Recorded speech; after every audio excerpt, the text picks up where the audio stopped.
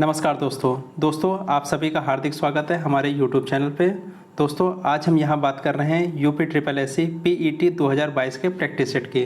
तो दोस्तों टोटल यहाँ पे 100 क्वेश्चन दिए गए हैं। चलिए बिना किसी देरी के स्टार्ट करते हैं क्वेश्चन नंबर 1 से। क्वेश्चन नंबर 1, निम्नलिखित में से किसे मृतकों का टीला नाम से जाना जाता है? तो दोस्तों इसका आंसर हो जाएगा ऑप्शन नंबर बी, मोहनजोदड़ो को। ठीक है, अगले क्वेश्चन की बात करते हैं। क्वेश्चन नंबर 2, ऋग्वेद का प्रमुख देवता कौन है?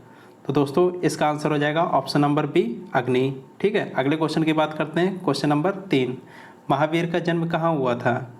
तो दोस्तों इसका आंसर हो जाएगा ऑप्शन नंबर सी, कुंडग्राम में। ठीक है, जो कि वैशाली में है। अगले क्वेश्चन की बात करते हैं। क्वेश्चन नंबर 4, दीवान खैरात नामक एक अलग विभाग की स्थापना किसने की?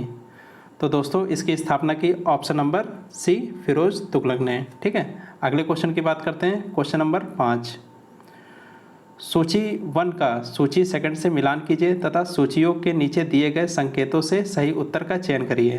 तो दोस्तों यहाँ पे सूची पहले दी गई है जो कि सम्राट हैं, और सूची सेकंड दी गई है जो कि इनके द्वारा बनवाया गया मकबरा है। ठीक है, तो बाबर ने अपना मकबरा कहाँ पे बनवाया था? बाबर का मकबरा काबुल में है। ठीक है, अकबर का कहाँ पे है? अकबर का है सिकंदरा में। ठीक है, जहांगीर का कहाँ पे है? जहांगीर का है लाहौर में। ठीक है, और शाहजहाँ का कहाँ पे है? शाहजहाँ का है आगरा में। ठीक है, चलिए इसका आंसर लगाते हैं। आंसर क्या हो जाएगा? तो दोस्तों इसका आंसर हो जाएगा ऑप्शन नंबर सी। ठीक है, अगले क्वेश्चन की बात करते हैं। क्वेश्चन नंबर 6, वह अंग्रेज जिसने सम्राट जहांगीर के दरबार में आकर भेंट किया? तो दोस्तों इसका आंसर हो जाएगा ऑप्शन नंबर ए, सर थॉमस रो ने। ठीक है, अगले क्वेश्चन की बात करते हैं। क्वेश्चन नंबर 7, अवध के अंतिम नवाब थे? तो दोस्तों इसका आंसर हो जाएगा option number C, Wajid Ali Shah. ठीक है, अगले क्वेश्चन की बात करते हैं। क्वेश्चन नंबर 8, मेरे शरीर पर पड़ी एक एक लाठी की चोट ब्रिटिश साम्राज्य के ताबूत की एक एक कील सिद्ध होगी, किस नेता ने यह कहा था? तो दोस्तों यह कहा था option number B, Lala Lajpat Rai ने। ठीक है, अगले क्वेश्चन की बात करते हैं। क्वेश्चन नंबर 9, स्वतंत्रता प्राप्ति के समय भारतीय राष्ट्रीय कांग्रेस के अध्यक्ष कौन था? तो दोस्तों इसका आंसर हो जाएगा option number D, JB Kripalani. ठीक है, अगले क्वेश्चन की बात करते हैं। क्वेश्चन नंबर 10, कर्जन ने भारत का विभाजन कब किया? तो दोस्तों इसका आंसर हो जाएगा ऑप्शन नंबर ए, 1905 में। अगले क्वेश्चन की बात करते हैं। क्वेश्चन नंबर 11, पाक जल संधि भारत को किस देश से अलग करती है? तो दोस्तों इसका आंसर हो जाएगा ऑप्शन नंबर डी, श्रीलंका को अलग करती है। ठीक है, अगले क्वेश्चन की बात करते हैं। क्वेश्चन नंबर 12, उज्जैन किस नदी के तट पर स्थित है? तो दोस्तों उज्जैन है क्षिप्रा नदी के तट पर, तो इसका आंसर हो जाएगा ऑप्शन नंबर बी, क्षिप्रा नदी। ठीक है, अगले क्वेश्चन की बात करते हैं। क्वेश्चन नंबर 13, जिम कॉर्बेट राष्ट्रीय उद्यान भारत के किस राज्य में स्थित है? तो दोस्तों इसका आंसर हो जाएगा ऑप्शन नंबर ए, उत्तराखंड में स्थित है। ठीक है, अगले क्वेश्चन की बात करते हैं। क्वेश्चन नंबर 14, एम्स्टर्डम डैश की राजधानी है? एम्स्टर्डम किसकी राजधानी है? तो यह है नीदरलैंड की राजधानी। आंसर क्या हो जाएगा? Option B. ठीक है, अगले क्वेश्चन की बात करते हैं। क्वेश्चन नंबर 15, कौन से पर्वत एशिया को यूरोप से अलग करते हैं? तो दोस्तों इसका आंसर हो जाएगा ऑप्शन नंबर सी, यूराल पर्वत। ठीक है, अगले क्वेश्चन की बात करते हैं। क्वेश्चन नंबर 16, GST काउंसिल की अध्यक्षता कौन करता है? तो दोस्तों इसका आंसर हो जाएगा ऑप्शन नंबर डी, केंद्रीय वित्त मंत्री। ठीक है, अगले क्वेश्चन की बात करते हैं। क्वेश्चन नंबर 17, वाणिज्यिक बैंकों का राष्ट्रीयकरण कब हुआ? तो दोस्तों इसका राष्ट्रीयकरण हुआ 1969 में। आंसर क्या हो जाएगा? Option number C. ठीक है, अगले क्वेश्चन की बात करते हैं। क्वेश्चन नंबर 18, CRR का असंक्षिप्त रूप क्या है? तो दोस्तों बताइए CRR मतलब क्या होता है? ये होता है कैश रिजर्व रेशियो। ठीक है, हिंदी में इसे क्या कहते हैं? नगद आरक्षित अनुपात। आंसर क्या हो जाएगा? ऑप्शन नंबर बी, नगद आरक्षित अनुपात। ठीक है, अगले क्वेश्चन की बात करते हैं। क्वेश्चन नंबर 19, प्रधानमंत्री जन धन योजना की शुरुआत किस वर्ष की गई थी? तो दोस्तों आंसर हो जाएगा इसका ऑप्शन नंबर बी, 2014 में। ठीक है, अगले क्वेश्चन की बात करते हैं। क्वेश्चन नंबर 20, आर्थिक कार्यों के क्षेत्रक मुख्यतः कितने भागों में बटे हुए हैं? तो दोस्तों ये बटे हैं ऑप्शन नंबर सी, 3 भागों में। ठीक है, पहला कौन सा है? प्राइमरी, दूसरा द्वितीयक और तीसरा तृतीयक। ठीक है, अगले क्वेश्चन की बात करते हैं। क्वेश्चन नंबर 21, भारतीय संविधान की प्रस्तावना में किस प्रकार के न्याय की बात नहीं कही गई है? तो दोस्तों इसका आंसर हो जाएगा ऑप्शन नंबर ए, लोकतांत्रिक। ठीक है, अगले क्वेश्चन की बात करते हैं, क्वेश्चन नंबर 22। अभिव्यक्ति की स्वतंत्रता किस मौलिक अधिकार के अंतर्गत आती है?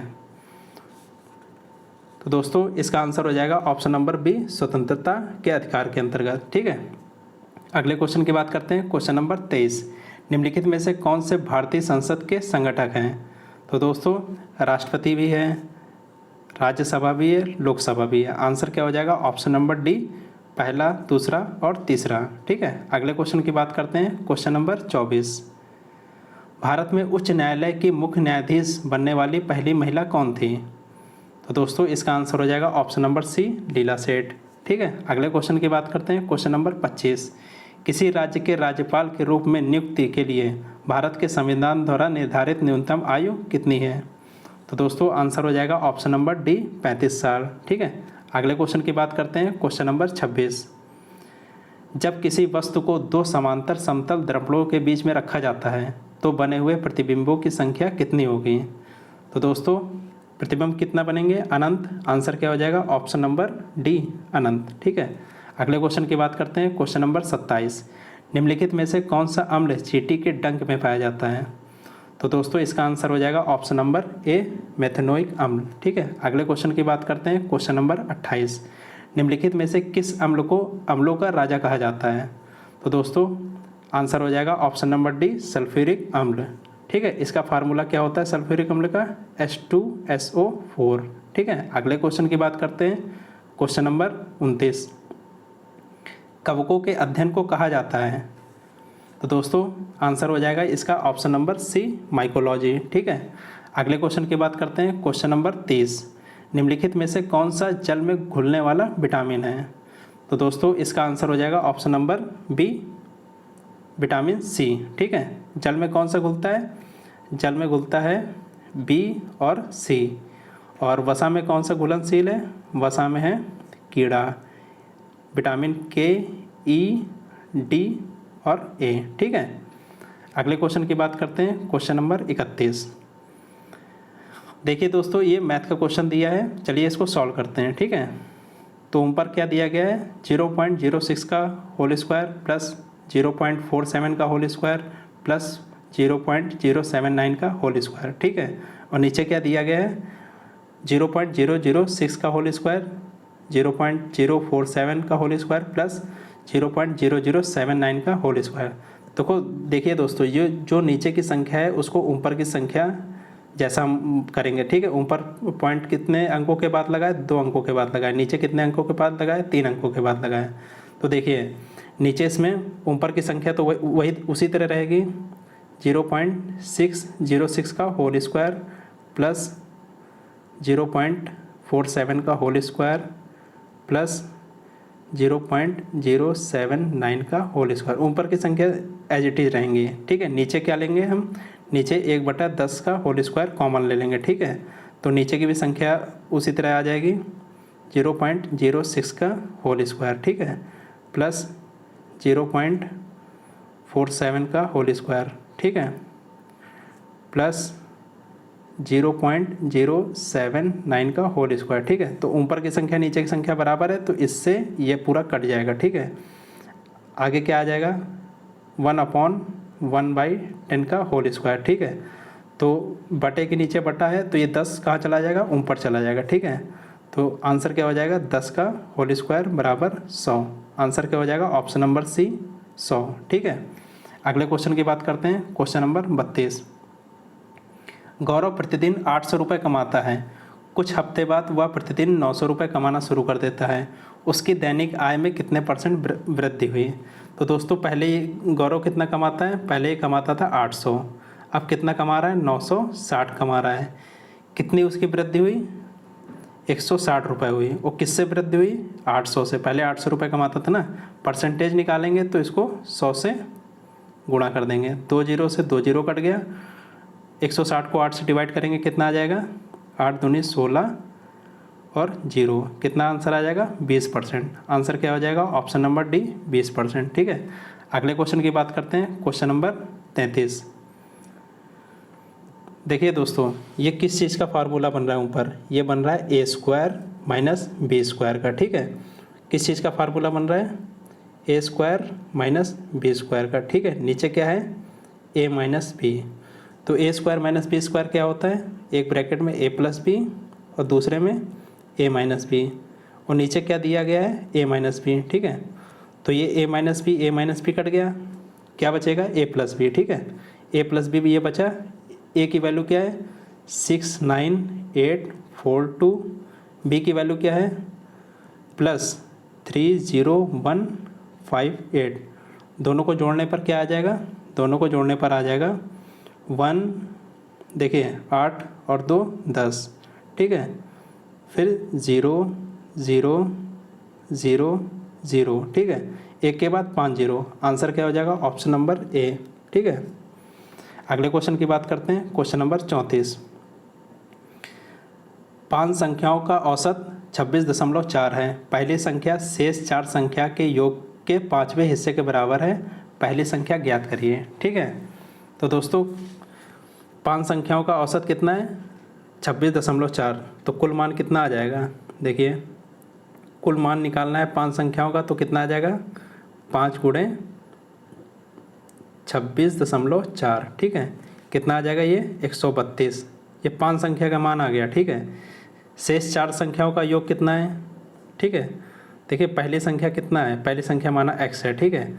शेष 4 संख्याओं का योग कितना हो जाएगा, तो शेष 4 संख्याओं का हो जाएगा 132 माइनस x, ठीक है। 5 संख्या में से पहली संख्या घटा देंगे, या 4 संख्याओं का योग आ जाएगा, ठीक है। अब क्या कह रहा है ये,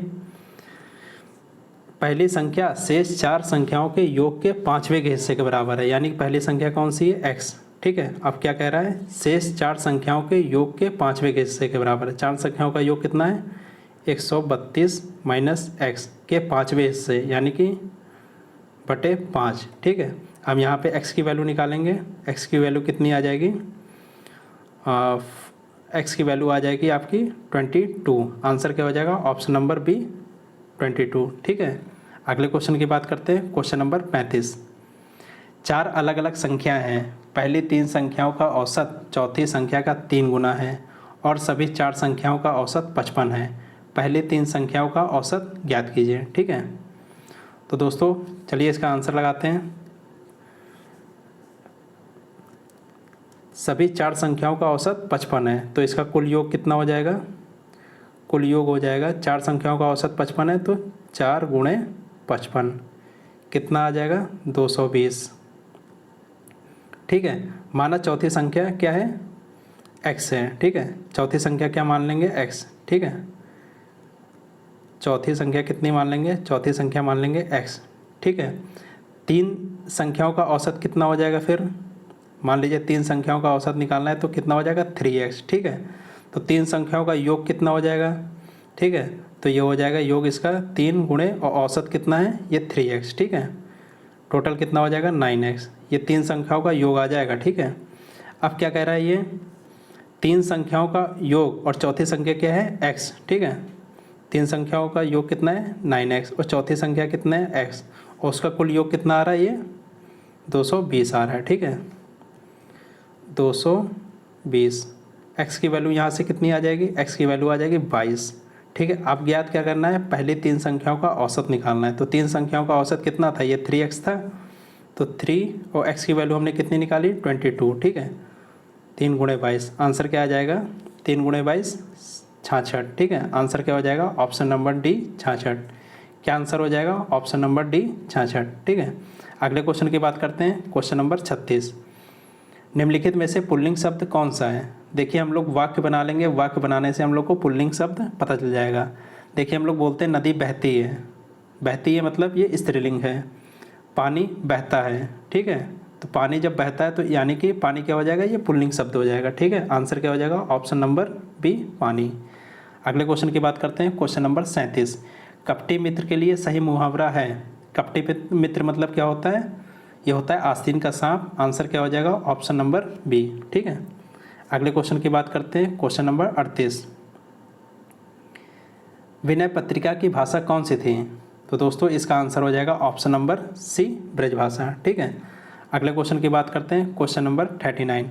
कौन सा शब्द भ्रमण का पर्यायवाची नहीं है। तो दोस्तों इसका आंसर हो जाएगा ऑप्शन नंबर ए सलब। सलब किस चीज़ का पर्यायवाची है? फिर सलब है टिड्डे का पर्यायवाची, ठीक है, सलब है टिड्डे का पर्यायवाची, ठीक है। अगले क्वेश्चन की बात करते हैं, क्वेश्चन नंबर 40। निम्नलिखित वाक्यों में शुद्ध वाक्य है। तो दोस्तों शुद्ध वाक्य निकालना है, ठीक है। श्री कृष्ण के अनेकों नाम हैं, तो ये अशुद्ध हो जाएगा क्योंकि ये अनेकों का यूज नहीं करते हैं। यहाँ भी अनेकों लिखा है, यहाँ पे भी अनेकों लिखा है, तो तीनों अशुद्ध हैं। शुद्ध कौन सा हो जाएगा? Option number D, Shri Krishna के अनेक नाम हैं, ठीक है। अगले क्वेश्चन की बात करते हैं, क्वेश्चन नंबर 41 से 45 तक। दोस्तों ये इंग्लिश का पैसेज दिया है, इसको आप सावधानीपूर्वक 2 बार कम से कम पढ़िएगा, ठीक है। मैं धीरे धीरे इसको ऊपर कर रहा हूँ, आप लोग इसको आराम से पढ़ लीजिएगा।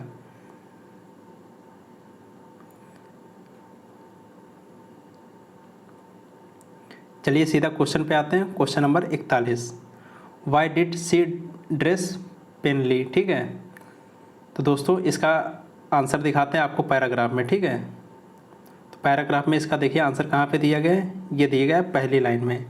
सी dress mainly because she had never been able to afford anything better, ठीक है, ये इसका आंसर हो जाएगा। चलिए ऑप्शन लगाते हैं, तो इसका ऑप्शन क्या हो जाएगा? ऑप्शन नंबर सी, ठीक है, she had never been able to afford anything better. Next question की बात करते हैं, question number 42। Why did she suffer endlessly, ठीक है, आंसर क्या हो जाएगा? Option number B, because of the poorness of her house, ठीक है। अगले क्वेश्चन की बात करते हैं, क्वेश्चन नंबर 43।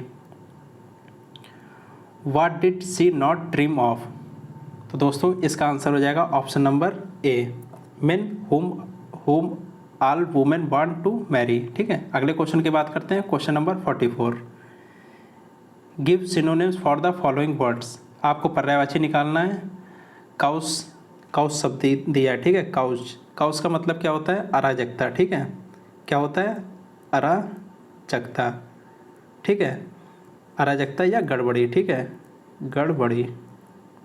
इसका सिनोनिम्स क्या होगा? पर्यायवाची जिसका अर्थ सेम निकलता हो। आंसर हो जाएगा ऑप्शन नंबर ए, कन्फ्यूज़न। कन्फ्यूज़न मतलब भी क्या होता है? अराजकता या गड़बड़ी, ठीक है। अगले क्वेश्चन की बात करते हैं, question number 45। Gives antonyms for the following word, ठीक है। कॉन्सीटेड मतलब क्या होता है? अहंकारी, ठीक है, इसका मतलब क्या होता है? अहंकारी। इसका विलोम क्या होगा? विलोम हो जाएगा मॉडेस्ट मतलब क्या होता है? शालीन, ठीक है, कोई वस्तु अहंकारी है तो कोई शालीन है, ठीक है, ये इसका एंटोनिम्स हो जाएगा। अगले क्वेश्चन की बात करते हैं, क्वेश्चन नंबर 46। दिए गए विकल्पों में से संबंधित शब्द का चयन करिए, ठीक है। देखिए छेनी किसके पास होती है? मूर्तिकार के पास। मूर्तिकार किसका प्रयोग करता है? छेनी का। और निहाई का प्रयोग कौन करता है? निहाई का प्रयोग करता है लोहार। आंसर क्या हो जाएगा? ऑप्शन नंबर सी, ठीक है। अगले क्वेश्चन की बात करते हैं, क्वेश्चन नंबर 47। यदि हारबोर को BORUARH के रूप में कोटिबद्ध किया जाता है तो रैपच्योर को कैसे कोटिबद्ध किया जाएगा? देखिए क्या दिया है? HARBOUR, ठीक है। अब इसको किस भाषा में कोटिबद्ध किया जाता है? इसको लिखा जाता है PORUARH।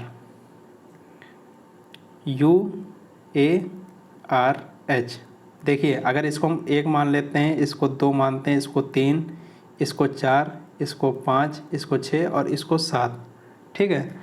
तो पहले ये क्या आएगा? इसमें पहले आएगा 4, ठीक है। देखिए पहले B आ रहा है, पहले आ रहा है 4, दूसरे पे क्या आ रहा है? 5, ठीक है। पहले 4 आ रहा है, दूसरे पे 5, तीसरे पे 3, 6, ठीक है। फिर क्या आ रहा है? दूसरा वर्ड आ रहा है, फिर 7वां वर्ड आ रहा है R, और फिर पहला वर्ड आ रहा है, ठीक है। तो इसी तरह इसमें भी लिखेंगे RAP, रैपच्योर, TURE, ठीक है। ये अगर पहला है, ये दूसरा है, तीसरा है, चौथा है, 5वां है, छठा है, 7वां। पहले कौन सा आएगा? पहले आएगा चौथा, यानी कि T आएगा। फिर कौन सा आएगा? 5वां, U आएगा। फिर कौन सा आएगा? ये तीसरा आएगा, तीसरा क्या है? P। फिर क्या आएगा? छठा क्या है? R, ठीक है। फिर क्या आएगा? दूसरा, फिर 7वां, फिर पहला। दूसरा क्या है? A, 7वां क्या है? E, और पहला क्या है आर, ठीक है, TUPRAER, ठीक है। आंसर क्या हो जाएगा ऑप्शन नंबर बी TUPRAER, ठीक है। अगले क्वेश्चन की बात करते हैं, क्वेश्चन नंबर 48। रीना अस्मित की पत्नी है, ठीक है। क्वेश्चन क्या कह रहा है, जो रीना है, ठीक है, ये रीना क्या है, किसकी पत्नी है, अस्मित की, ठीक है। ये अस्मित की पत्नी है, पत्नी है तो इसको माइनस लिख देंगे, ये पति है तो इसको प्लस लिख देंगे। आगे क्या कह रहा है, आदित्य रानी का पति है, ठीक है। क्या कह रहा है, ये आदित्य है, आदित्य को AD से लिखेंगे, ये किसका पति है, रानी का, ठीक है, RA, रानी का पति है, रानी को माइनस, आदित्य को प्लस, ठीक है। अब आगे क्या कह रहा है, रानी के ससुर रीना की इकलौती बेटी सिया के दादा हैं। रीना की इकलौती बेटी, ठीक है, रीना की बेटी कौन है, सिया के दादा हैं, कौन है, रानी के ससुर। रानी के ससुर मतलब आदित्य के पिताजी, ठीक है, आदित्य के पिताजी। सिया के दादा हैं मतलब सिया के पिताजी हैं, ठीक है। तो ये सिया के पिताजी हैं, अस्मित के भी पिताजी हैं, आदित्य के भी पिताजी हैं, तो यानी कि अस्मित और आदित्य क्या हुए, भाई भाई हुए दोनों, ठीक है। आगे क्या कह रहा है, अस्मित का आदित्य से क्या संबंध है, तो देखिए अस्मित आदित्य का क्या हुआ, ये भाई हुआ। आंसर क्या हो जाएगा ऑप्शन नंबर सी, ठीक है। अगले क्वेश्चन की बात करते हैं, क्वेश्चन नंबर 49। यदि 5 जनवरी 2011 को बृहस्पतिवार था तो 1 जनवरी 2013 को सप्ताह का कौन सा दिन होगा। देखिए 5 जनवरी 11 को क्या था, बृहस्पतिवार था, ठीक है। तो अगर मान लीजिए 4 दिन घटाते हैं तो 1 जनवरी 2011 को क्या रहा होगा, 1 जनवरी 2011 को रहा होगा रविवार, ठीक है। तो अगले साल 1 जनवरी 2012 में क्या होगा, ये होगा सोमवार, ठीक है। अब इसी तरह 1 जनवरी 2013 में क्या रहा होगा, ये रहेगा बुधवार। क्यों रहेगा बुधवार, 2 क्यों बढ़ा देंगे, क्योंकि 2012 है, ये लीप ईयर होता है और लीप ईयर में फरवरी 29 डेज़ की होती है, ठीक है। जब 1 जनवरी 2013 को बुधवार, ठीक है, बुधवार हो जाएगा, ठीक है। आंसर क्या हो जाएगा ऑप्शन नंबर बी बुधवार। अगले क्वेश्चन की बात करते हैं, क्वेश्चन नंबर 50। 4 शब्द दिए गए हैं जिनमें से 3 किसी न किसी तरह से समान हैं और एक असमान, उस असमान शब्द का चयन करिए, ठीक है। दोस्तों अंधा, बहरा और गूंगा, ये क्या है, ये शारीरिक विकृति है, ये क्या है, शारीरिक विकृति है, ठीक है। और जबकि विवर क्या है, छिद्र। विवर किसे बोलते हैं, छिद्र या गुफा को बोलते हैं, ठीक है। असमान क्या हो जाएगा ऑप्शन नंबर ए विवर। अगले क्वेश्चन की बात करते हैं, क्वेश्चन नंबर 51। भारत संयुक्त अरब अमीरात UAE व्यापक आर्थिक भागीदारी समझौता किस तिथि से आधिकारिक रूप से लागू हो रहा है, तो यह लागू हो रहा है 1 मई 2022 से। आंसर क्या हो जाएगा ऑप्शन नंबर ए, ठीक है। अगले क्वेश्चन की बात करते हैं, क्वेश्चन नंबर 52। देश के पहले अनाज आधारित इथेनॉल संयंत्र की स्थापना कहाँ से की गई, तो दोस्तों यह की गई पूर्णिया से, और पूर्णिया कहाँ पे है, पूर्णिया है बिहार में, ठीक है। अगले क्वेश्चन की बात करते हैं, क्वेश्चन नंबर 53। फरवरी 2022 में भारतीय प्रतिभूति एवं विनिमय बोर्ड सेबी ने किसकी अध्यक्षता में वैकल्पिक निवेश नीति पर सलाहकार समिति का पुनर्गठन किया है, तो दोस्तों इसका आंसर हो जाएगा option number B NR Narayana Murthy. Answer क्या हो जाएगा ऑप्शन नंबर बी, ठीक है। क्या हो जाएगा आंसर ऑप्शन नंबर बी, ठीक है, NR नारायण मूर्ति। अगले क्वेश्चन की बात करते हैं, क्वेश्चन नंबर 54।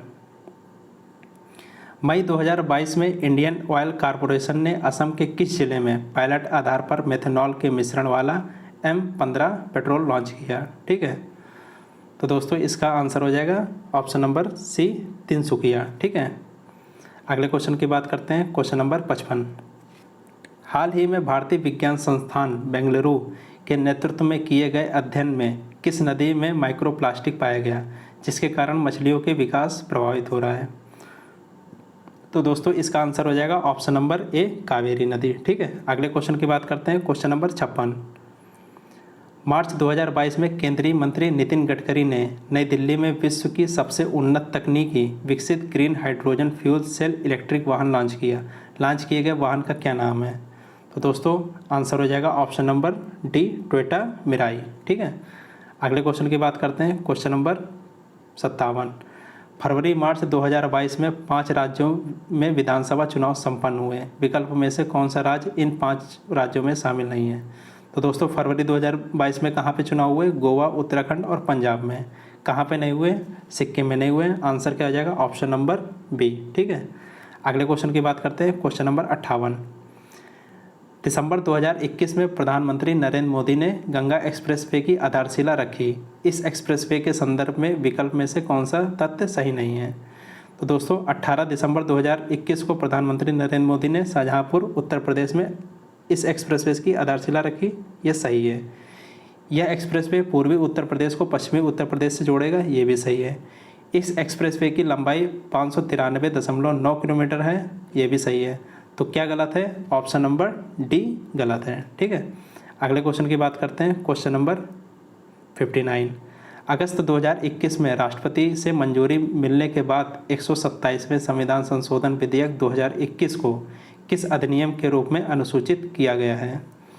तो दोस्तों इसका आंसर हो जाएगा ऑप्शन नंबर सी, 105वां संशोधन अधिनियम 2021। ठीक है, अगले क्वेश्चन की बात करते हैं। Question number 60। नवंबर 2021 में कौन स्वीडन की पहली महिला प्रधानमंत्री चुनी गई है? तो दोस्तों इसका आंसर हो जाएगा option number D, Magdalena Anderson. ठीक है, अगले क्वेश्चन की बात करते हैं। Question number 61। Hariprasad Chaurasia dash बजाने के लिए जाने जाते हैं। तो ये क्वेश्चन मैंने आपको प्रीवियस प्रैक्टिस सेट में करा चुका हूँ। तो इसका आंसर बताइए आप लोग। इसका आंसर हो जाएगा ऑप्शन नंबर सी, बांसुरी। ठीक है, अगले क्वेश्चन की बात करते हैं। Question number 62। द्वीप क्षेत्रों सहित भारत के समुद्री तट की अनुमानित लंबाई कितनी है? तो बताइए। इसका आंसर हो जाएगा ऑप्शन नंबर सी, 7516.6 किलोमीटर। ठीक है, अगले क्वेश्चन की बात करते हैं। Question number 63। निम्नलिखित में से कौन सा देश आसियान का सदस्य नहीं है? तो दोस्तों इसका आंसर हो जाएगा ऑप्शन नंबर बी, चीन। ठीक है, अगले क्वेश्चन की बात करते हैं। Question number 64। BC रॉय पुरस्कार किस क्षेत्र में दिया जाता है? तो दोस्तों इसका आंसर हो जाएगा ऑप्शन नंबर सी, चिकित्सा के क्षेत्र में। ठीक है, अगले क्वेश्चन की बात करते हैं। Question number 65। निम्नलिखित में से दुनिया का सबसे छोटा पक्षी कौन है? तो दोस्तों इसका आंसर हो जाएगा option number A, B, hummingbird. ठीक है, अगले क्वेश्चन की बात करते हैं। Question number 66। धनपत राय श्रीवास्तव किस नाम से मशहूर हैं? तो दोस्तों ये किस नाम से मशहूर हैं? ये हैं प्रेमचंद नाम से मशहूर। आंसर क्या हो जाएगा? ऑप्शन नंबर ए। ठीक है, अगले क्वेश्चन की बात करते हैं। Question number 67। अप्रैल 2022 में मीडिया फाउंडेशन द्वारा वर्ष 2021 का उत्कृष्ट महिला पत्रकार का चमेली देवी जैन पुरस्कार किसे प्रदान करने की घोषणा की गई है? तो दोस्तों इसका आंसर हो जाएगा ऑप्शन नंबर डी, आरिफ जौहरी को। ठीक है, अगले क्वेश्चन की बात करते हैं। Question number 68। किस देशों ने पुरुषों की बैडमिंटन टीम प्रतियोगिता थॉमस कप 2022 का खिताब जीता? तो दोस्तों थॉमस कप 2022 का खिताब किसने जीता?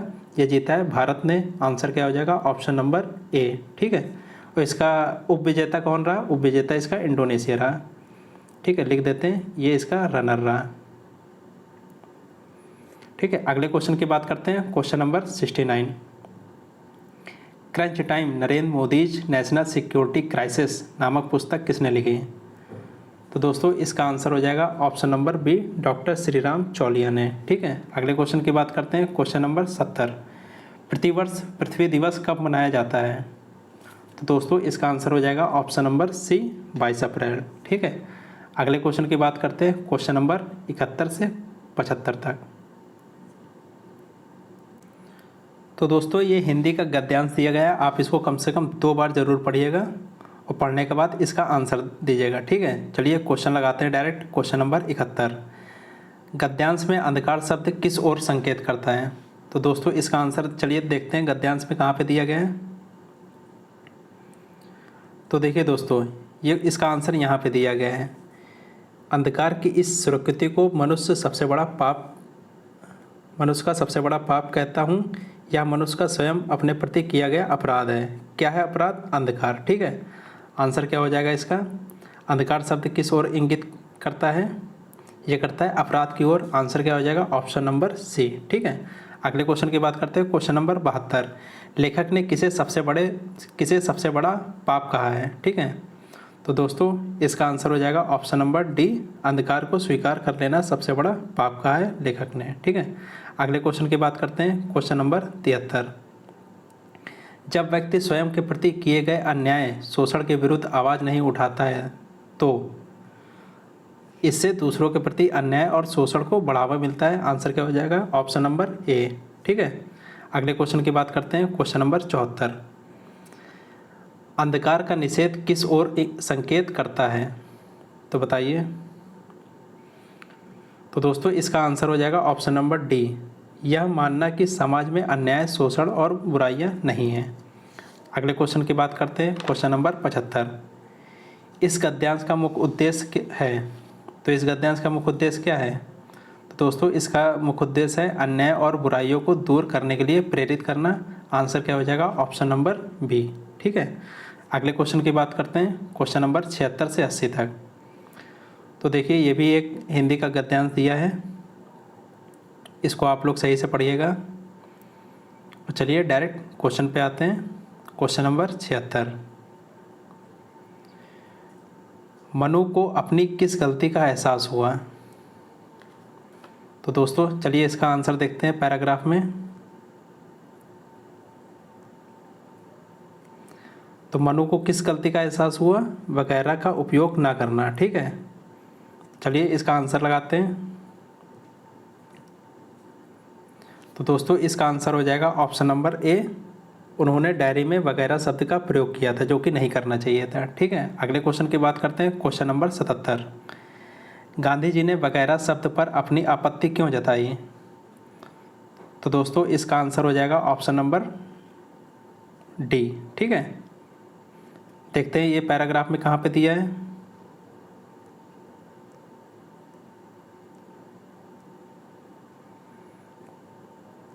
देखिए यहाँ पे दिया है ये पैराग्राफ में, मन में आए हुए विचार लिखे जाए, जो पढ़ा हो उसे टिप्पणी लिखी जाए, ये गांधी जी ने कहा था। ठीक है, चलिए आंसर लगाते हैं।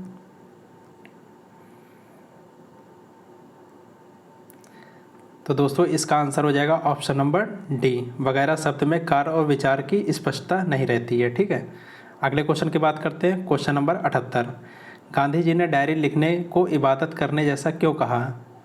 तो दोस्तों इसका आंसर हो जाएगा ऑप्शन नंबर ए। ठीक है, दोनों में सच्चाई और ईमानदारी चाहिए। ठीक है, अगले क्वेश्चन की बात करते हैं। क्वेश्चन नंबर 79, डायरी लिखना इसलिए महत्वपूर्ण है क्योंकि, क्यों डायरी लिखना महत्वपूर्ण है? तो दोस्तों इसका आंसर हो जाएगा ऑप्शन नंबर बी, इसमें व्यक्ति स्वयं का विश्लेषण करता है और स्वयं मूल्यांकन भी करता है, इसलिए डायरी लिखना महत्वपूर्ण है। ठीक है, अगले क्वेश्चन की बात करते हैं। क्वेश्चन नंबर 80, गांधी जी प्रतिदिन डायरी पढ़कर क्या करते थे? तो दोस्तों इसका आंसर हो जाएगा ऑप्शन नंबर डी, डायरी पर हस्ताक्षर करते थे और यह देखते थे कि व्यक्ति अपने कार्य और विचार में किस दिशा में जा रहा है। ठीक है, अगले क्वेश्चन की बात करते हैं। क्वेश्चन नंबर 81 से 85 तक। निम्न बार ग्राफ 2014 से 18 तक 5 वर्षों के दौरान ए और बी संस्थानों में विज्ञान पाठ्यक्रम के लिए निम्नांकित छात्रों की संख्या को दर्शाता है। दोस्तों देखिए ये बार ग्राफ है, इसमें एक संस्था है ए जो कि लाइट कलर से दी गई है और डार्क कलर से दी गई है संस्था बी, यानी कि ये जो संस्था है ये पहली वाली संस्था ए है और ये जो दूसरी वाली संस्था है ये संस्था क्या है? ये बी है। ठीक है, ये 2014 की बात है, ये 2015, 2016, 17 और ये 18। ठीक है, अगले डायरेक्ट आइए क्वेश्चन पे बात करते हैं। देखिए दोस्तों क्वेश्चन क्या कह रहा है, 2015 और 17 में संस्थान बी में नामांकित छात्रों की कुल संख्या और 2014 और 16 में संस्थान ए में नामांकित छात्रों की कुल संख्या का अनुपात ज्ञात करिए। तो दोस्तों देखिए 15 और 17 में संस्थान बी में नामांकित छात्रों की कुल संख्या कितनी है? चलिए निकालते हैं। 2015 और 17 में, ठीक है, संस्थान बी में नामांकित छात्रों की संख्या कितनी है? 15 में कितनी है? 360 संस्थान बी में। ठीक है, और 16 में कितनी है? 335। टोटल कितना हो जाएगा? टोटल हो जाएगा 5, 6, 3, 9 और ये 3, 3, 6। ठीक है, 2014 और 16 में, ठीक है, 2014 और 16 में संस्थान ए में नामांकित छात्रों की संख्या कितनी है? 2014 में 160। 16 में कितनी है? 16 में है 300। टोटल कितना हो जाएगा ये? 460। अब इसमें क्या पूछ रहा है? 460 क्या पूछ रहा है?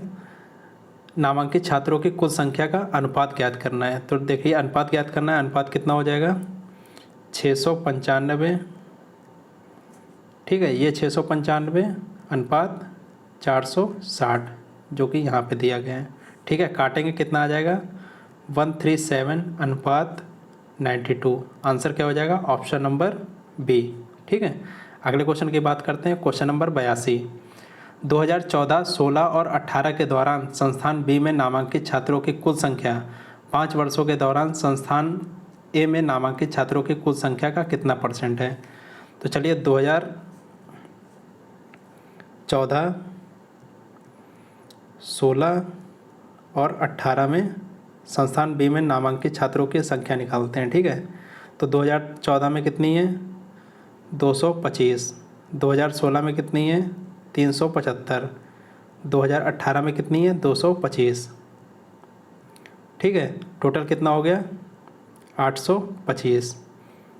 अब क्या कह रहा है? 5 वर्षों के दौरान संस्थान ए में नामांकित छात्रों की संख्या। तो देखिए 5 वर्षों के दौरान ए संस्थान में कितने नामांकित छात्रों की संख्या है?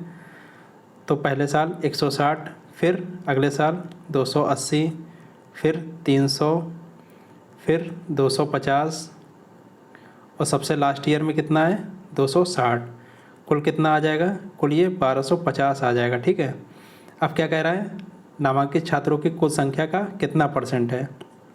तो ये जो 825 है, ठीक है, ये किसका? 1250 का कितना % है? परसेंटेज के लिए 100 से गुणा कर देंगे। ठीक है, कितना % आ जाएगा काटने के बाद? 0 से 0 कट गया, बाकी काटने के बाद कितना % आ जाएगा? ये आ जाएगा 66%। आंसर क्या हो जाएगा? Option number B, 66%। ठीक है, अगले क्वेश्चन की बात करते हैं। Question number 83।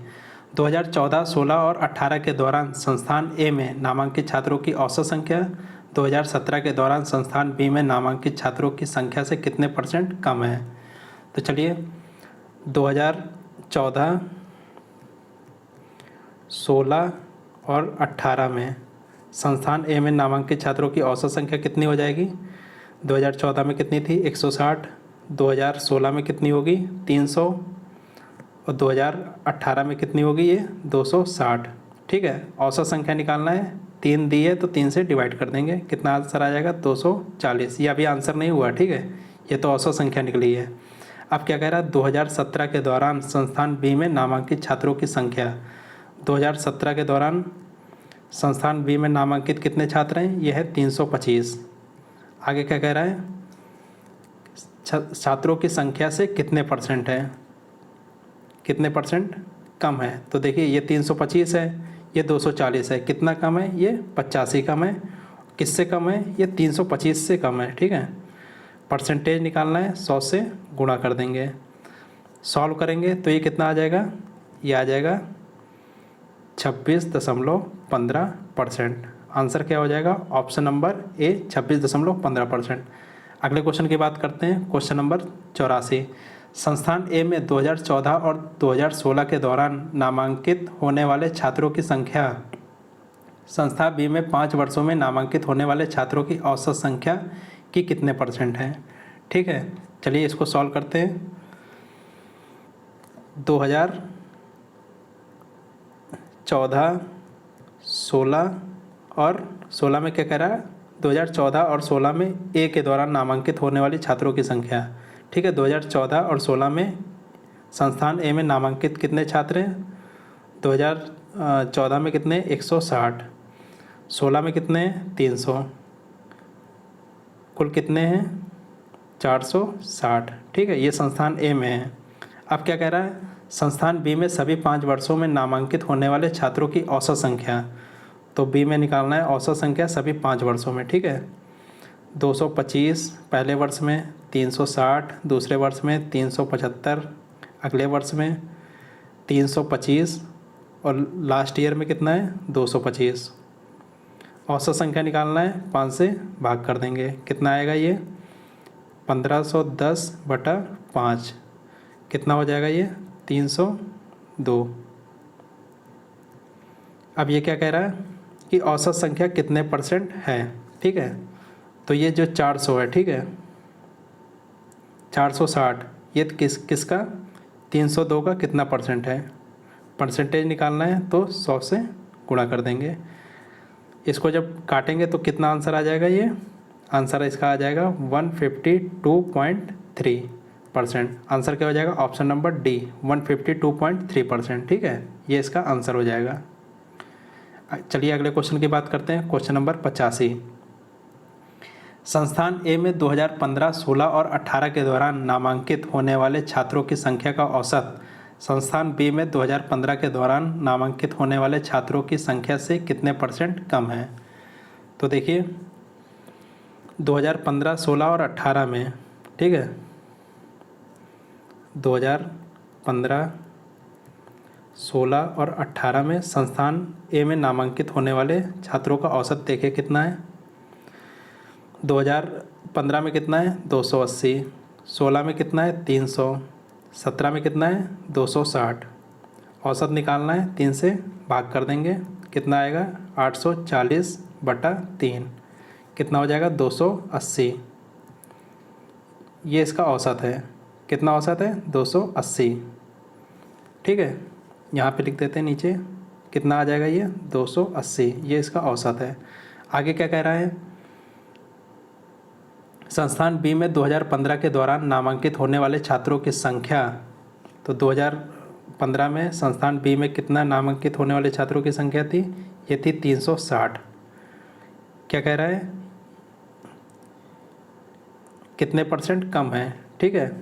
तो 360 से 280 कितना कम है, ये कम है 80। किससे कम है, ये 360 से। परसेंटेज निकालना है तो 100 से गुणा कर देंगे, 0 से 0 कट गया, काटने पे आंसर कितना आ जाएगा, ये काटने पे आ जाएगा 22.2%। आंसर क्या हो जाएगा, ऑप्शन नंबर बी 22.2%। चलिए अगले क्वेश्चन की बात करते हैं। क्वेश्चन नंबर 86 से 90 तक। नीचे दिए गए दंड चित्र में एक विद्यालय में वर्ष 2000 से 2004 तक के छात्रों की संख्या, जो कि ये दी है 00 यानी कि 100 में, ठीक है, ये संख्या कितने 100 में दी गई है, को दर्शाया गया है, ठीक है। चलिए देखिए ये ग्राफ है, वो ग्राफ में क्या कह रहा है, 2000 में कितनी संख्या थी 10, और 10 ये किसमें, ये इसमें 100 से गुणा कर देंगे, इसकी कुछ टोटल एक्चुअल वैल्यू कितनी आ जाएगी, 100 से गुणा कर देने पे ये आ जाएगी 10,000, ठीक है। ये दिया गया है 10,000, ये दिया गया है 12,000, ये 14,000, ये सब हज़ार में दिए गए हैं, ठीक है। ये देखिए ये क्या होता है हज़ार में, ये 15,000, ये 16,000, ठीक है। चलिए डायरेक्ट क्वेश्चन पे आते हैं। क्वेश्चन क्या कह रहा है, वर्ष 2000 से वर्ष 2000 तक छात्रों की औसत संख्या कितनी है, ठीक है। तो औसत संख्या है, चलिए देखते हैं ग्राफ में। देखिए 2000 में कितनी है, सन 2000 में है ये 10, ठीक है। औसत संख्या निकालना है तो 10। 2001 में कितनी है, ये है 12, ठीक है।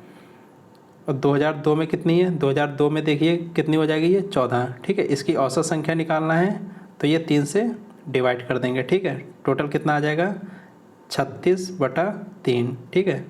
कितना आ जाएगा 36/3, ये आ जाएगा 12, और ये 12 किस में, हज़ार में है, ठीक है। तो ये कितना आ जाएगा 12,000। आंसर क्या हो जाएगा, ऑप्शन नंबर बी 12,000, ठीक है। अगले क्वेश्चन की बात करते हैं। क्वेश्चन नंबर 87, वर्ष 2002 तथा वर्ष 2003 में छात्रों की कुल संख्या कितनी है। तो 2002 में कितनी है, 2002 में है 1400, ठीक है, ये 100 में है। और 2003 में कितनी है, ये 1500 है। टोटल कितनी हो जाएगी, ये हो जाएगी 2900। आंसर क्या हो जाएगा, ऑप्शन नंबर ए 2900, ठीक है। अगले क्वेश्चन की बात करते हैं। क्वेश्चन नंबर 88, वर्ष 2004 तथा वर्ष 2000 के बीच में छात्रों की कुल संख्या में कितना अंतर है। तो दोस्तों 2004 में कितना है, ये 2004 में है 1600, ठीक है। और वर्ष 2000 में कितना है, ये है 1000। अंतर कितना हो जाएगा, ये हो जाएगा 600। आंसर क्या हो जाएगा, ऑप्शन नंबर डी 600, ठीक है। अगले क्वेश्चन की बात करते हैं। क्वेश्चन नंबर 89, वर्ष 2003 के छात्रों का कितना % वर्ष 2000 के छात्रों से अधिक है? तो 2003 में कितना है? 2003 में कितना है? 15, ठीक है। और सन 2000 में कितना है? 2000 में है 10। कितना कम है? वो 2000 के छात्रों से कितना अधिक है? ये है 5 अधिक। किससे अधिक है? 10 से, ठीक है। परसेंटेज निकालेंगे, 100 से गुणा कर देंगे, ठीक है। 0 से 0 कट गया, ये आ जाएगा 50, ठीक है। आंसर क्या आ जाएगा? Option number C 50। अगले क्वेश्चन की बात करते हैं, क्वेश्चन नंबर 90। वर्ष 2001 और 2002 के छात्रों की औसतन संख्या वर्ष 2004 के छात्रों की संख्या का कितना % है? ठीक है। तो दोस्तों इसका आंसर आप लोग कमेंट बॉक्स में दीजिएगा। देखिए 2000 और 2001 के छात्रों की औसत संख्या निकालना है, ठीक है। 2001 में कितनी है? ये है 12। 2002 में कितनी है? 2002 में 14। औसत संख्या निकालना है, 2 से भाग कर देंगे, ठीक है। दोनों पे जोड़ने पे कितना आ जाएगा? ये 26/2, ये आ जाएगा 13, ठीक है। अब ये क्या कह रहा है? वर्ष 2004 के छात्रों की संख्या का 2004 में कितने संख्या है छात्रों की? 2004 में है ये 16। ये 16 का कितना % है? जो ये 13 है, ये 16 का कितना % है? तो दोस्तों चलिए इसको सॉल्व करिए। आंसर इसका कितना आ जाएगा? आंसर आ जाएगा, टोटल सॉल्व करने पे आ जाएगा 81.25। आंसर क्या हो जाएगा? ऑप्शन नंबर ए 81.25, ठीक है। अगले क्वेश्चन की बात करते हैं, क्वेश्चन नंबर 91 से 95 तक। नीचे दी गई तालिका 6 वर्ष की अवधि में 4 वस्तुओं ABCD के निर्यात को निरूपित करती है। तालिका का अध्ययन करें और दिए गए प्रश्नों के उत्तर दें। तो दोस्तों ये तालिका दी गई है जिसमें वस्तु है A, B, C और D, ठीक है। और ये सन दिया गया है, ठीक है। 2010 में A वस्तु 240 निर्यात करती थी, 2012 में कितना करती थी A? 2025 करती थी, 2013 में 370, तो इसी तरह 2014 में 425 और 2015 में 400, ठीक है। इसी तरह वस्तु D 2010 में कितना है? 214, ठीक है। इसी तरह 2013 में वस्तु D का निकालेंगे 224, ठीक है। चलिए क्वेश्चन सॉल्व करते हैं। वर्ष 2012 से 2014 तक वस्तु A का कुल निर्यात 2015 में सभी 4 वस्तुओं के कुल निर्यात का कितना % है? तो चलिए दोस्तों आंसर निकालते हैं। 2012 से 2014 तक वस्तु A का कुल निर्यात, देखिए 2012 में वस्तु का निर्यात कितना है? 225, 2013 में कितना है? 370 और 2014 में कितना है? 425, ठीक है। तो वस्तु A का निकालना है 2012 से 2014 के बीच में। 12 में कितना है? 225, 13 में कितना है? ये 370, ठीक है। 14 में कितना है? 14 में 425, कितना हो जाएगा ये? 1020, जो कि है करोड़ों में, ठीक है। अब क्या कह रहा है? 2015 में सभी 4 वस्तुओं के कुल निर्यात का कितना % है? देखिए 2015 में सभी 4 क्या नाम है वस्तुओं का कुल निर्यात, ये 4 वस्तु है, ठीक है। इनका कुल निर्यात निकालना है 2015 में, ठीक है। निकालेंगे पहले 400, ये यहाँ पे, फिर 209, तीसरे में कितना है? 306 और चौथे में 275। टोटल कितना आ जाएगा? 1190। अब क्या कह रहा है? ये जो 1020 है 1190 से कितना कम है? ये कम है 170, ठीक है। किससे कम है? 1190 से। परसेंटेज निकालने के लिए 100 से गुणा कर देंगे, काटने के बाद ये आ जाएगा 14.3%। आंसर क्या हो जाएगा? Option number B 14.3%। अगले क्वेश्चन की बात करते हैं, क्वेश्चन नंबर 92। 2014 और 15 में वस्तु ए का कुल निर्यात 2011 और 2015 में वस्तु सी के कुल निर्यात से अनुपात निकालना है, ठीक है। 2014 और 2015 में 2014 और 15 में वस्तु ए का निर्यात निकालना है, ठीक है। ए का निर्यात कितना हो जाएगा? 2014 में था 425, ठीक है। आप ऊपर ग्राफ में देखिएगा। 2015 में वस्तु ए का कितना है? 400, कुल कितना हो जाएगा? ये 825। आगे क्या कह रहा है? 2011 और 2015 में वस्तु सी के कुल निर्यात का, तो 2011 और 2015 में वस्तु सी का निर्यात निकालना है, ठीक है। तो 2011 में कितना है 224 और 2015 में कितना है 306। टोटल कितना हो जाएगा ये 550। ठीक है, अब ये निकालना है अनुपात। अनुपात निकालना है तो 825 अनुपात 550 कितना आ जाएगा ये सॉल्व करने पे 3:2। आंसर क्या हो जाएगा ऑप्शन नंबर बी 3:2। अगले क्वेश्चन की बात करते हैं, क्वेश्चन नंबर 93। किस वर्ष में वस्तु डी का निर्यात 6 वर्षों के दौरान वस्तु बी के औसत निर्यात का 1.4 गुना है। ठीक है, चलिए वस्तु बी का निकालना। देखिए क्वेश्चन क्या कह रहा है, किस वर्ष में वस्तु डी का निर्यात 6 वर्षों के दौरान वस्तु बी के औसत निर्यात का 1.4 गुना है। तो 6 वर्षों का वस्तु बी का औसत निर्यात निकालते हैं। ठीक है, तो बी का औसत जब निर्यात निकालेंगे 6 वर्षों का, तो पहले वर्ष में 128, फिर 134, तीसरे वर्ष में 138, चौथे में 169, पाँचवें में 182, छठे में 209। ठीक है, औसत निकालना है, 6 से डिवाइड कर देंगे, क्या आ जाएगा 960/6। बी का औसत कितना आ जाएगा 160। ठीक है, अब आगे क्या कह रहा है, कह रहा है ये बी के औसत का 1.5 गुना है, तो इसका 1.4 गुना है, तो इसका 1.4 गुना निकालेंगे। गुणा किससे कर देंगे 1.4 से। कितना आंसर आ जाएगा 224। ठीक है, 224 इसका आंसर आ जाएगा। और 224 वस्तु डी में किस वर्ष है, तो देखिए ऊपर ग्राफ में 224 किस उसमें है, तो 224 है सन 2013 में। ठीक है, आंसर क्या हो जाएगा ऑप्शन नंबर सी 2013। अगले क्वेश्चन की बात करते हैं, क्वेश्चन नंबर 94 में 2010, 2012 और 2014 में वस्तु डी का कुल निर्यात 2011 और 12 में सभी 4 वस्तुओं के कुल निर्यात का कितना है। तो दोस्तों चलिए सॉल्व करते हैं। 2010, ठीक है, 12 और 14 में वस्तु डी का निर्यात कुल निर्यात निकालना है। ठीक है, कुल निर्यात हो जाएगा 2010 में 214, 2011 में 212 में 247 और 14 में कितना है 309। कितना हो जाएगा ये कुल 770।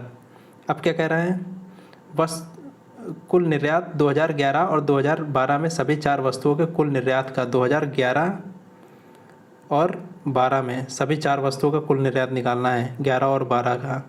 तो 250 प्लस ये 11 का भी है 134 प्लस 244 प्लस 282, ये 11 का हो गया। अब प्लस 12 का देखते हैं 225 प्लस 138 प्लस 230 प्लस 247। ठीक है, तो कुल कितना आ जाएगा ये 1750। आगे क्या कह रहा है, कुल निर्यात का कितना परसेंट है, जो ये 770 है। ठीक है, कुल निर्यात यानी कि ये 1750 का कितना परसेंट है। 100 परसेंटेज निकालने के लिए 100 से गुणा कर देंगे, क्या आंसर आ जाएगा इसका सॉल्व करने पे 44%। ठीक है, आंसर क्या हो जाएगा ऑप्शन नंबर ए 44%। अगले क्वेश्चन की बात करते हैं, क्वेश्चन नंबर 95। कितने वर्ष में वस्तु बी का निर्यात अपने औसत से अधिक था। तो दोस्तों बी का निर्यात अपने औसत से अधिक था, यानी कि बी का औसत निकालना है। ठीक है, तो बी का जब औसत निकालेंगे क्या आ जाएगा ये 128 प्लस 134 कुल बी का है, प्लस 138 प्लस 169 प्लस कितना है बी का निकालना है। बी का लास्ट उसमें कितना है 209। ठीक है, सन 2015 में औसत निकालना है तो 6 से भाग कर देंगे। ठीक है, क्या आ जाएगा 960/6। 960/6 160।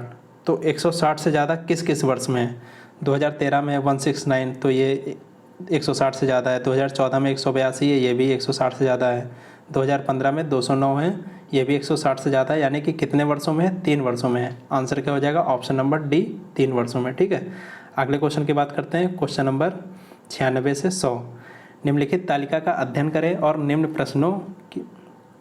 प्रश्नों के उत्तर दें। एक परीक्षा में विभिन्न विषयों के छात्रों द्वारा अर्जित अंक दिए गए हैं। ठीक है, तो दोस्तों ये अंक दिए गए हैं। ठीक है, छात्र कौन कौन से हैं, अनिल बीनू, चिराग, धवन, एल्जा, फराह, जॉर्ज। ठीक है, भौतिक में 120 नंबर का टोटल है, रसायन विज्ञान में 120 नंबर, जीव विज्ञान में 120 नंबर से और गणित में 100 नंबर से। ठीक है, 120 नंबर से अनिल कितना पाया? 95 पाया 120 में। बीनू कितना पाया? 105 पाया। चिराग कितना पाया? 95 पाया। इसी तरह गणित में 100 नंबर में से अनिल कितने? 70 पाए, बीनू 80 नंबर और चिराग 90 नंबर। इसी तरह सब आप देख लीजिए। ठीक है, चलिए क्वेश्चन सॉल्व करते हैं। सभी 4 विषयों में धवन द्वारा अर्जित अंकों का औसत है। ठीक है, सभी 4 विषयों में धवन द्वारा अर्जित अंकों का औसत है। देखिए 4 विषयों में धवन ने कितने कितने अंक अर्जित किए हैं, तो देखिए ये धवन का है। ठीक है, 85, 65, 84 और 60। ठीक है, इसका औसत निकालना है। ठीक है, तो सभी को जोड़ लेंगे, 85 प्लस 65 प्लस 84 प्लस 60। इसका औसत निकालना है, 4 से भाग कर देंगे, कितना आ जाएगा?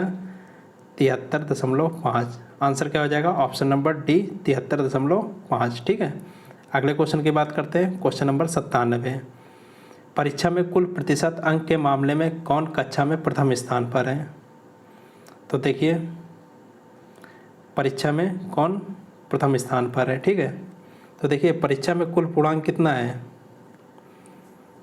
कुल पूर्णांक कितना है, यानी कि कौन पेपर कितने नंबर का हुआ। ठीक है, 120 हुआ भौतिकी का। ठीक है, 120 हुआ रसायन का, 120 हुआ जीव विज्ञान का और गणित का 100 हुआ। ठीक है, कुल कितने नंबर का था? कुल ये था 400।